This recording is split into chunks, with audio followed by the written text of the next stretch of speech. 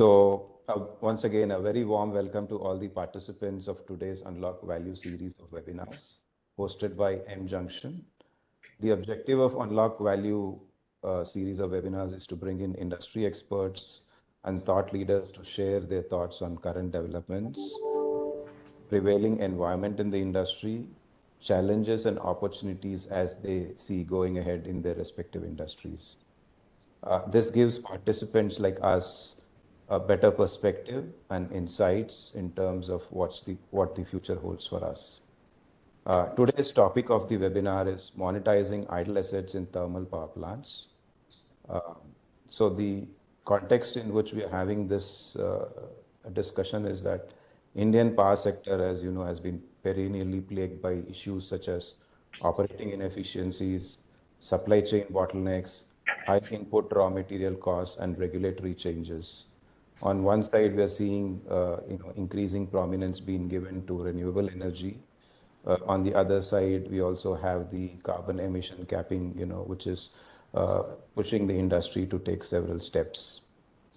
These factors have led to increase in number of idle and obsolete power plants across the country. These idle assets have led to cost overruns and have caused severe dent in the growth prospects of the power companies. In this scenario, a silver lining for the thermal power companies is in terms of the opportunity of effectively managing to dismantle, segregate, categorize, and sell these idle assets so that they fetch an optimum value. The scope, opportunity size, challenges, and level of intervention required in e-selling of these idle assets forms the basic premise of today's discussion. So today, what we would talk about is in terms of the needs of the industry around valuation of old, obsolete, and idle assets. How do you do a credible buyer discovery who is technically and financially sound? What is the transparent and effective mechanism for price discovery? All this while, we need to look at in terms of we fall within the legal and regulatory compliances laid out by Government of India. Today, we have amongst us two very distinguished guests having rich experience in power generation sector in India. Each one comes with his own area of expertise in a certain area. I take pleasure in introducing Mr. Sireesh Kamath, who is the chief of Trombay Power Plant. He works for Tata Power. Mr. Sireesh Kamath is an industry veteran who has over 34 years of rich experience in operation and maintenance of power plants. And he has worked in the first ultra mega power plant of Mundra, formerly Tata Power CGPL. Currently, Mr. Kamath, as I mentioned, is serving as the chief of Trombay Thermal Power Plant. Mr. Kamath is a mechanical engineer with an MBA from Narsi Monji University. A warm welcome to today's webinar, Mr. Kamath. We hope to get insights and useful knowledge from you. Thank you. So the second panelist today is Mr. Sanjay Gantayat. He is head of procurement at GMR Energy. Mr. Sanjay Gantayat is again an electrical engineer with having more than 33 years of experience in procurement, contracts management, and project management. Mr. Sanjay Gantayat is considered as an industry stalwart in the field of procurement, contracts management, and project management. His previous organizations include Orissa Power Generation Corporation, Reliance Industries, and Apraava Energy. Welcome, Mr. Sanjay, to today's webinar. Thank you, Mr. Sanjay. Yeah. So with that introduction, let me start the discussion today. So let me start with Mr. Sireesh Kamath. Like I mentioned earlier, sir, so under the severe challenges which you are seeing facing the thermal power power industry both today and going ahead in terms of the carbon emission capping which is coming up, and the government is increasingly promoting renewable energy. What do you see as the trends for this segment of industry? What would be the key market drivers and the challenges which the companies needs to overcome in these tough situations? So as you know that the thermal power plant uh, producers are facing a lot of problems. But of late, you must have seen the international coal prices have also gone up. But still, the demand for the thermal power plant is there, but it is cyclic in nature. Means when there is a load crash during monsoon and all, we have to go for technical minimum. So we have to have means technical minimum now is around 55%. There is a chance it will be pushed down to 40%, and there will be a lot of cycling of the load. Load cycling will be there from 40 to 100, 40 to 100 many times in a day. So that challenge will be faced by the thermal power plants. And even though the old plants, the efficiencies will come down, and new supercritical plants have to come up for that. So these are the challenges the thermal power plant is facing at this moment. And for the Indian coal, the coal supply is also a problem. The coal, like during the peak summer, the coal was shortage, and during the monsoon also the mines gets flooded, and again a coal shortage. So at this moment there is a challenge of running the plant, cycling, and lot of things industry is going through thermal power plant.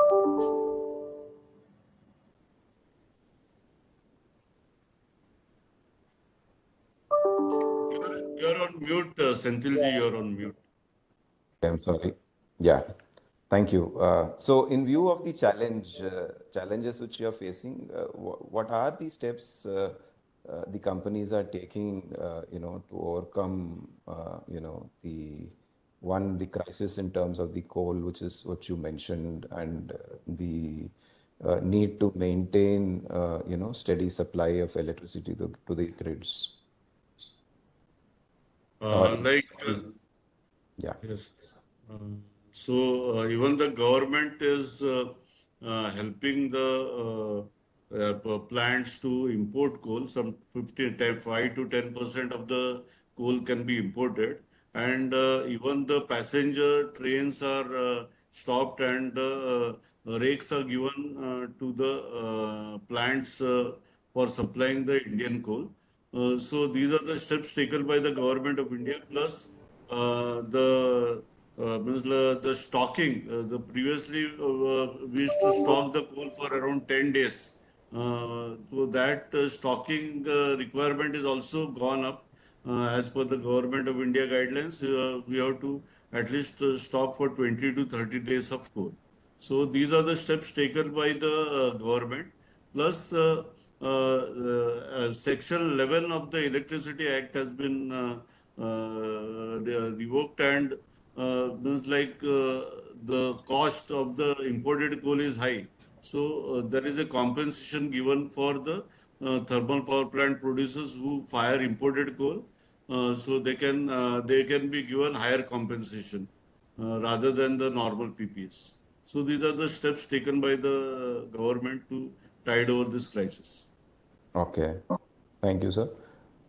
Now let's go to Mr. Sanjay. Sir, as a procurement person, while it is while we are seeing that increasingly companies have to retire old and obsolete assets, uh, which are companies are being encouraged to do that so that the efficiency in terms of production is achieved. What are the challenges you face as an organization in getting these assets valued, and also find a right mechanism to sell these at an optimum price? Yeah, because that is really a challenges nowadays, and more we find out first what will be the real price, the valuation price. We find out some good valuator who can give us the real value of the plants, whether this is and based on the methodology which are being used right now, how many percentage of the power plant has been used, what is the, it has not been used, based on what is the depreciated value. Based on all this, we arrive at the valuations. Then once we have evaluations, we try to find out who are the real taker of this plant based on this. So we find out from the various sources what we have, and we form our databases. We contact everywhere from the websites, and moreover, M. Jensen is one of our suppliers who has helped us earlier also in many occasions, who has helped us in finding out this, because we have done a auction through the M. Jensen's, one of our diesel plant in Chennai, which has given us a very good product. We have got 5 good vendors for that, from that enlisted vendors, and from there we could achieve to sell that diesel plant in 9 months' time. So these are various sources. Mainly, once we know the value, we fix a reserve price. Then we source for the paper tender, or we go for an auction platform. Good firms like M. Johnson's are also there, where we have also been successfully able to do it in our past. Okay. So, so is there any experience you would like to share, sir? Like you mentioned, thermal power plant, or I think there was a diesel power fired power That is the plant diesel also. power plants, and there Okay. was the diesel plants where we have got Okay. this. Even if there was a barge cells, there also we have lot of challenges, because it has to be disposed at the outside countries. So we have to search for the outside countries, who are the country where this can be disposed. Because normally when a power plant is to be disposed, who are the takers, who are really where the the the one is the cost, and where the input intakers must be able to purchase that is what they'll be able to run that plant, and where there is a need of that demand of that power. And that is what we search for the different countries like Turkey, etc. Then we get all these vendors, invite them, and get and find out a in between solutions to how we are going to dispose it of. So challenges is that which are the country who are the uptaker, we have to try to find out. That is one of the challenges we have. And the same thing, we again use some of the auction mode forum, and use some vendors, all and parties like Amgens, and where they help us to do it. Okay. No, essentially what you're trying to say is that, you need to identify the right market, right buyer who would have, a direct usage of the plant, Exactly. which could not necessarily be, within the country, but find out where the asset can fetch the optimum price, even, outside the country as well. Yeah. Exactly, exactly. And moreover, what is the megawatt you are going to sell? That is very important. If it is a high megawatt, it is very difficult to sell. If it is a lower megawatt, 200 megawatt or something, it is easier to sell.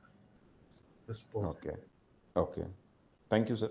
Mr. Kamath, sir, again, the question is from an operational standpoint and more in terms of, so when you identify an asset as an obsolete item and then you want to dispose of, what are the challenges in terms of dismantling it, and then, there is a lot of safety and regulatory issues which needs to be, complied with, before these idle assets are, dismantled and then sold off so that the buyer can pick up these and then take it to wherever he would want to take it and reinstall that. Senthilji, like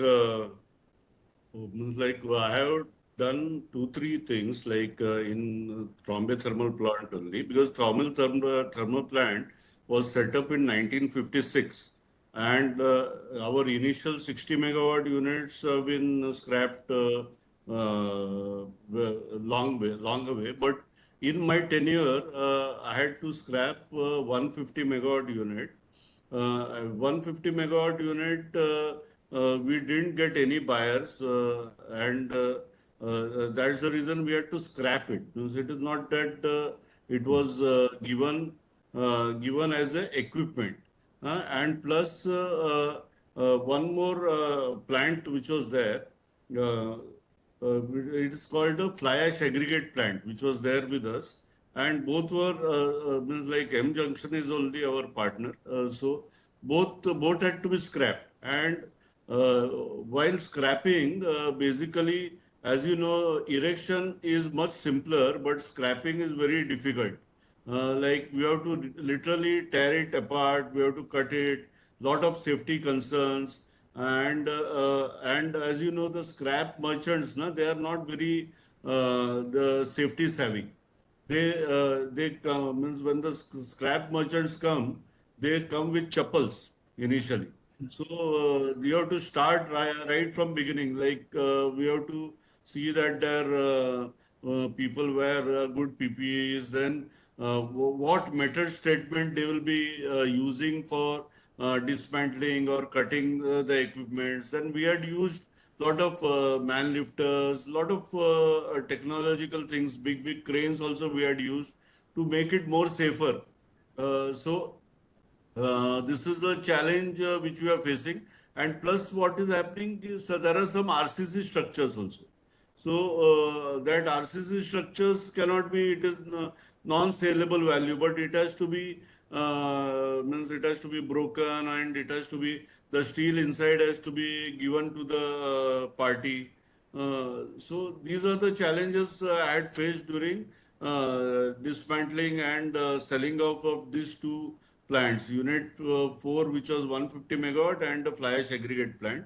And till now, the chimney of Unit 4 and Unit 1 to 3 are still lying in the plant. So chimney, that chimney, because it doesn't have the economic value, it will not be means like dismantling the chimney is not cost effective. So that is still lying with us. It is still in the plant. Okay. Like you said, when there is a project management plan to build a plant, similarly for dismantling also there is certain sequencing of activities which needs to be done, before they can safely be dismantled, within the, safety guidelines of your organization as well as the statutory regulations which are there by the government. So we understand that. So with your experience, what do you see as, a solution for, easier management of activities post, once you've identified a buyer, once you've decided to, sell the plant, and now you've identified a buyer who's willing to buy the plant, in terms of the entire monitoring of dismantling, how do you have gone about, when you talked about the 150 megawatt plant which you sold at Trombay? Actually, the means like fortunately for us that both the units were scrapped. It was not that it has to be relocated. So now we have got one more unit lying in Trombay, which is 500 megawatt unit, which is the oil and gas fired unit, and which has been decommissioned since 2014. So this is also to be disposed of. Maybe still the management has not given any clearance. Maybe in a year or so we'll get a clearance, and maybe we have to dispose it of. So we had tried a lot of things for valuation of that. Valuation was done, and we had tried to get the buyers from, as Sanjay ji has told, from Africa, because nobody will buy from India at this moment.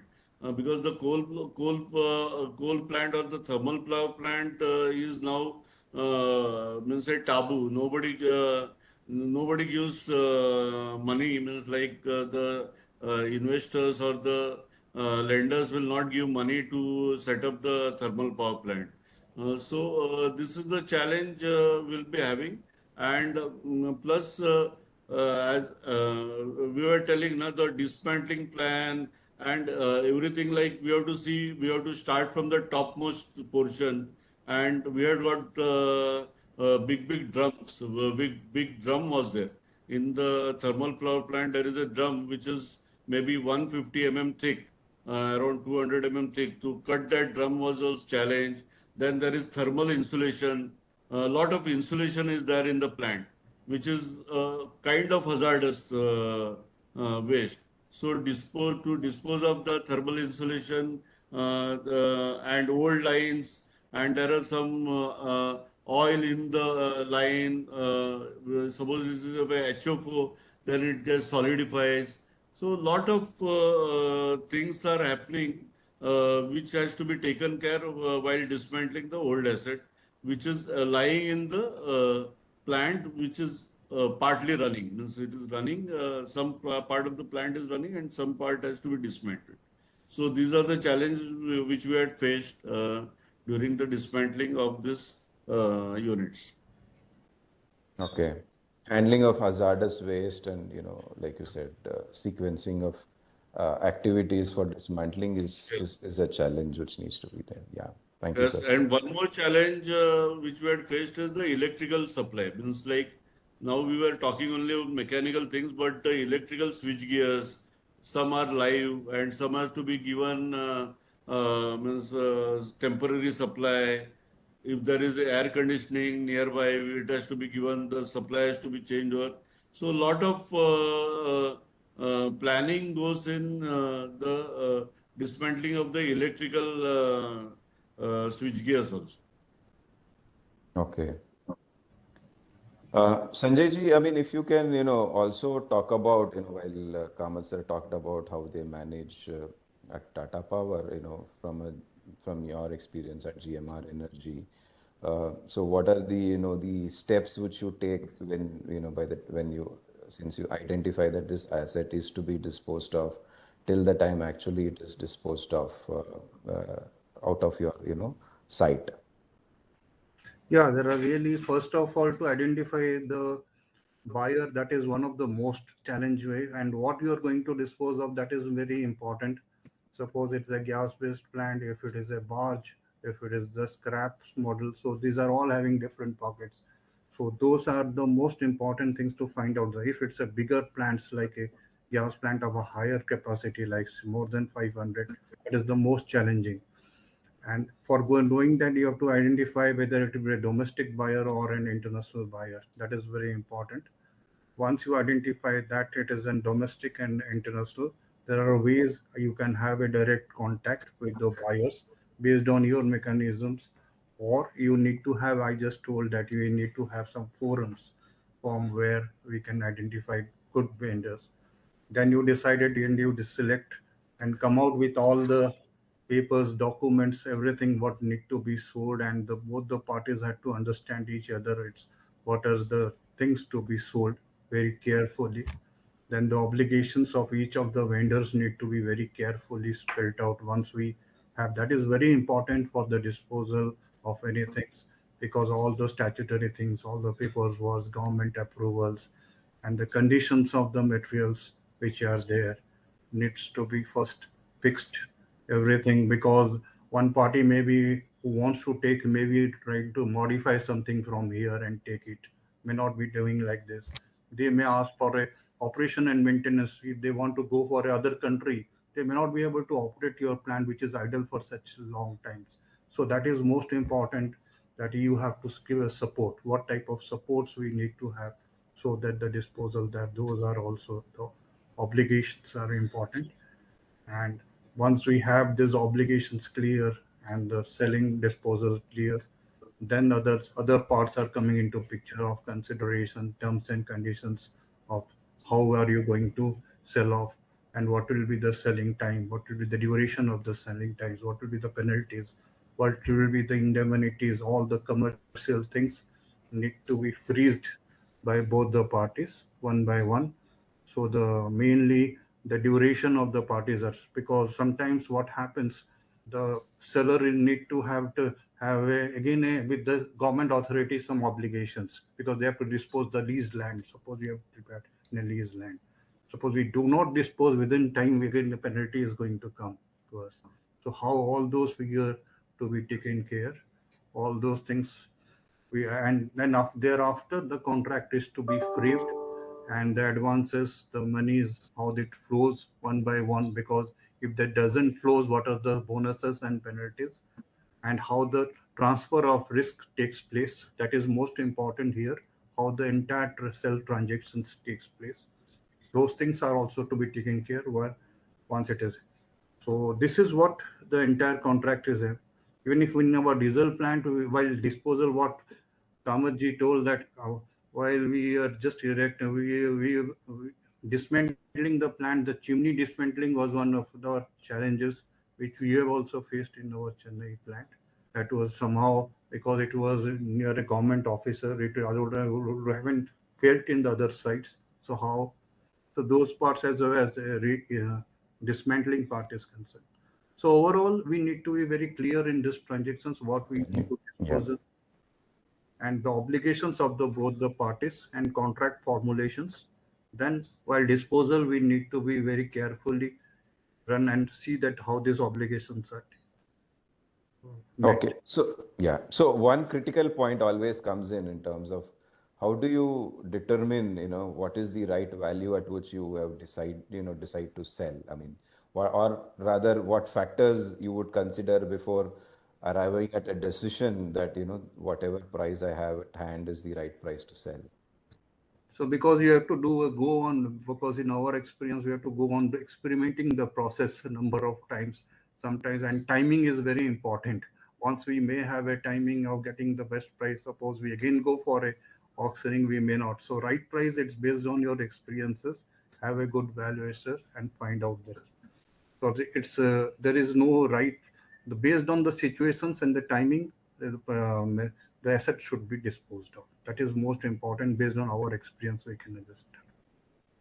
Okay, so our take is that, for us to arrive at an optimum, price for the asset, you would have to look at the various points which you mentioned in terms of finding out the right market to sell it, right set of buyers, proper valuation of the asset so that you have a baseline understanding of the asset value, and timing is something which you said, is very critical to achieve the optimum price.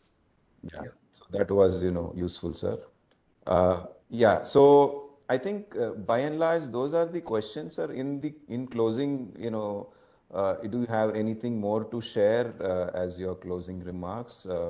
We'll start with Mr. Sireesh and then maybe go to Mr. Sanjay. See, one more challenge which we had faced while scrapping of the units is like suppose now you sell at some 10 crores. I'm just giving a hypothetical figure. The 10 crores you're selling. It happens within a period of 1 or 2 months. The dismantle means the scrapping of the units. So, how we have to see that this means how much value has been dismantled? Means like suppose some 10 kg of copper has been taken out, then how much it has to be valued, so how much percentage and how much money has to be taken from the scrap contractor, because this is all high value things. So this has to be discussed with the scrap dealer or the scrap contractor before, because otherwise there will be a lot of disputes and lot of problems during the execution phase. Okay. Sanjay ji, so anything from your side as anything else you would like to share in terms of your experiences? So this is what I can tell you. If you have an idle assets, and there is always, and timing is the most important for disposal. Sometimes you may get a very good price. If you wait for some things, you may not get that. So timing will be the best things of selling. I can just. Okay, good. So can we take some questions if there are any from the audience today, sir. So Yes, if you have any questions, if you can just type it in the chat.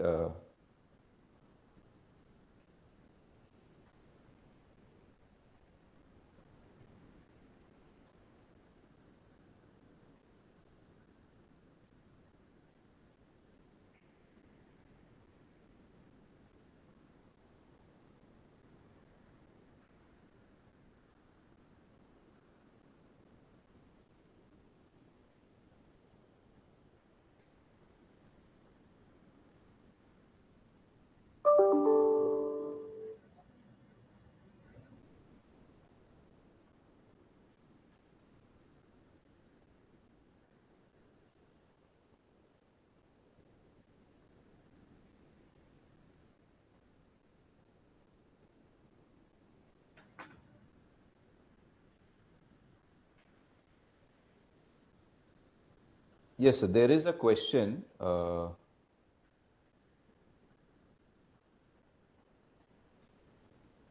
Someone says there is a diesel power plant in Andaman. I'm not sure what the question is. Okay. So you have any, I think, I mean, I will have to complete the question possibly. A gentleman or someone from the audience has raised a point that it seems they have a diesel power plant in Andaman. So any guidance or any suggestion you would like to, give to them in terms of what they need to do? Because if it is not running, then it has to be disposed. What is the age and what is the parameters?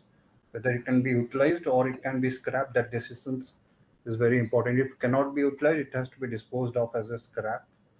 Once it has to be disposed of as a scrap, then you have to go a methodology. You have to use somewhere a paper tender or some forum and dispose it.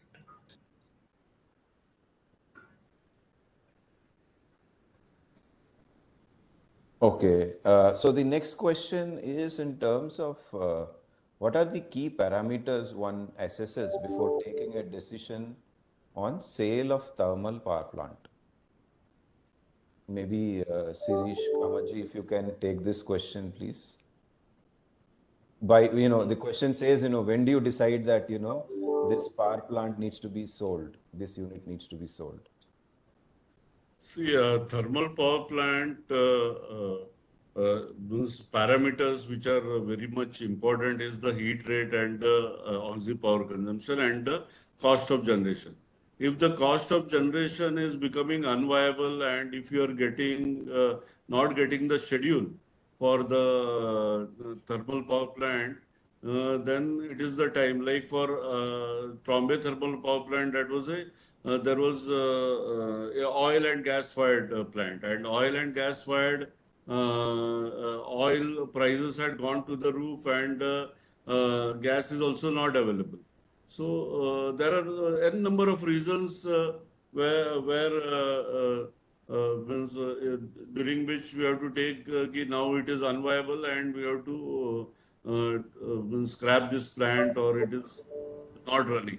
So it happens. It's a market-driven process. Okay. So there is one little bit more technical question. This is from Mr. C. Srinivasan from Neyveli Lignite Corporation. He says, we are also in the process to dismantle 12 boilers and turbines of Russian supply. How do we cut drum?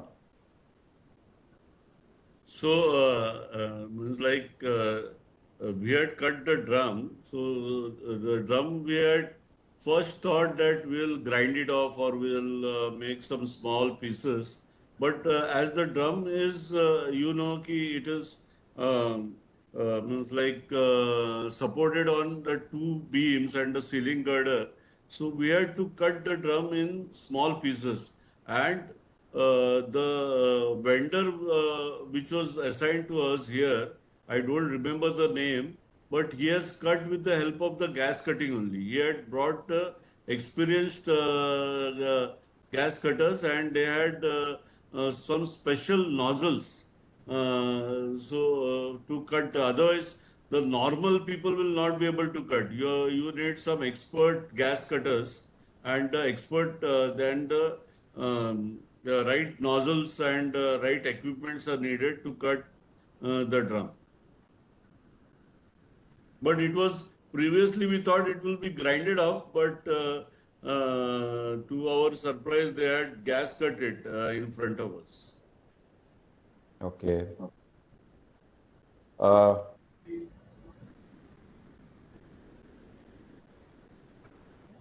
so this question is, at what point do we decide to sell to buyer versus scrappaging?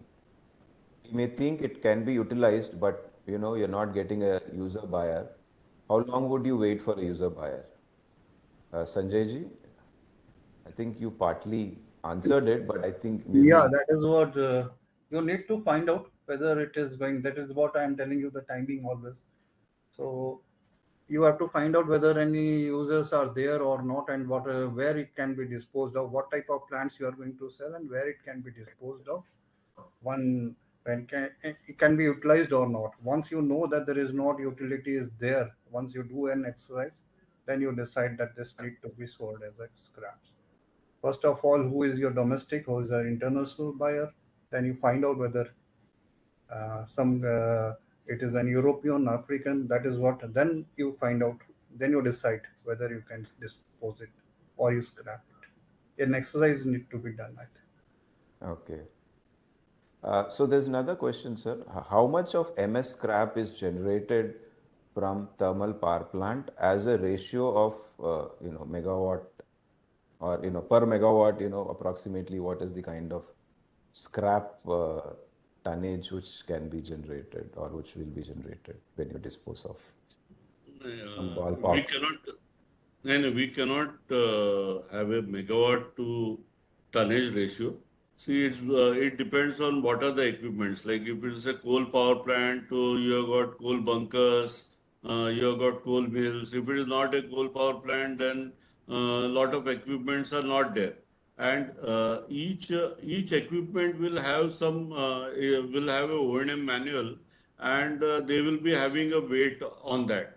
So we have to first estimate the weight and what, suppose if it is what are the MS, or if there are SS components, if there are copper components, if there are some other steels and all. This has to be estimated. This takes a lot of time, and we have to go through each and every O&M manual basically for generator. How much amount of copper will be there in the generator, and how much is the weight of the stator, and how much MS is there. So this has to be estimated. It's a long exercise. Maybe it will take a month or so if we decide to scrap it. Uh, uh, and if you don't find a buyer, then you have to take a decision of scrapping. Like initially in our 150 megawatt plant, we first thought that we'll sell at least a generator. Generator turbine we did RLA also. It was a GE turbine, and we did RLA, and after RLA, the RLA report was also shared with the buyers, but still we didn't find a buyer because it was a very old plant, 1965 uh, made plant. So we had to, the management took a decision to scrap it. So that happens. Like it is very difficult to find a buyer for, as Sanjay ji told, for a 500 megawatt plant. We tried, but there is still not buyer. Still, it is lying idle at our place. Okay. Another question, sir. Are there foreign buyers for scrap plant, and whether Indian government allows such sale? Any one of you can take it, maybe Sanjay ji. Yeah, foreign buyers are there. We have to find out, and Indian governments are allowed to take it up. We have disposed of also. Acha, you have experience of selling it to foreign buyers. Okay. I think through M Junction also had conducted an event. Exactly. Yeah, where some extra. Yeah. So another question, sir, to protect the environment, use of biomass fuel is critical. Can this be introduced as an alternate fuel source? I think Kamath ji can take this. Biomass, unfortunately, means like the government of India has given we have to fire Yeah. 5%, but the cost is very exorbitant. Like now the foreign coal cost is around 14,000 rupees a metric ton. So this is going around 10 to 11,000 per metric ton. So it is as good as means like the Indian coal people will not be able to fire that at all because of the cost pressures. The cost has to come down for the biomass. Then only we'll be able to fire biomass effectively. Otherwise, there are some operational challenges, but that can be taken care. But the cost pressures are very high. So, I mean, just a ballpark, sir, what is the current difference in terms of the coal price as well as biomass pellets are concerned? I mean, I how much think is the I gap? think I had told na 11 around biomass which we have bought is maybe 11,000, and the coal with this inflated price also is around 14 to 15,000 rupees per ton. So not much difference. When the coal prices go down, normal coal prices will come. Then the biomass will be very costly. Okay, okay.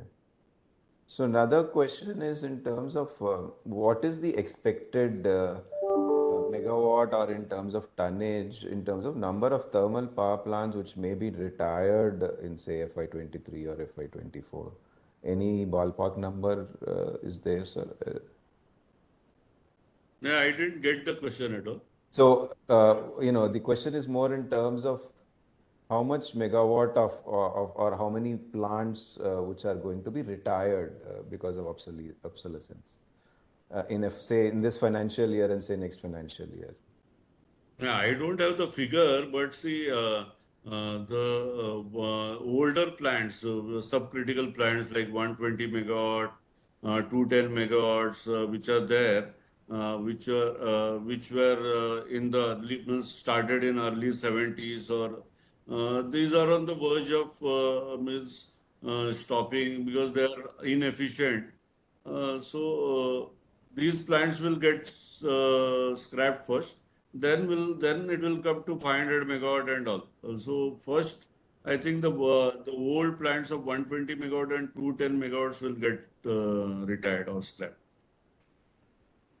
Okay. Okay, sir. I think by and large, those are the questions. I think some questions are repeating, but so that is all, sir. I think the questions from the audience today.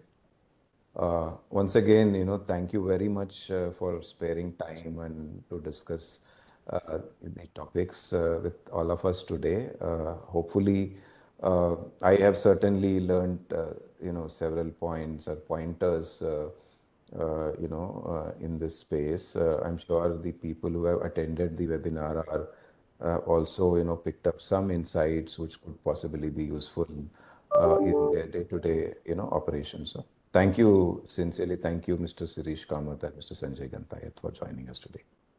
Thank you, sir. And also Thank thank you. the audience for joining us today. We will be surely reaching out with the next series, next webinar on this series. Look forward to meeting you then. Thank you. Thank you, Santalji. Thank you, Soham. Thank you. Thank you. Thank you, Senthilji.